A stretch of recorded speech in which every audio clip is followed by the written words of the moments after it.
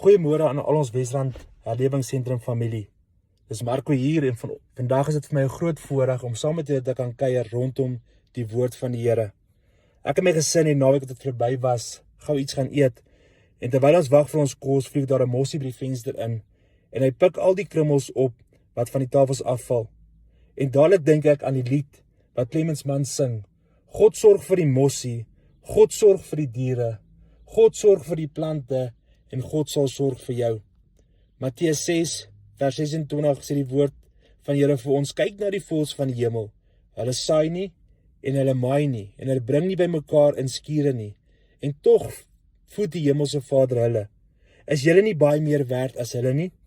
Matteus 10 vers 31, wees nie bevrees nie, julle is meer werd as baie mossies. Ek wil jou vandag bemoedig dat jy is baie kosbaar vir die Here. Moenie bevrees raak nie, want hy sal sorg vir jou. Gee al jou bekommernisse en laste vir hom en sit vandag jou vertroue en geloof in hom wat alles kan doen. Ek los die laaste skrif by julle en mag hierdie dag vir jou vol vreugde en opwinding wees. 1 Petrus 5 vers 7, werp al jou bekommernisse op hom, want hy sorg vir julle.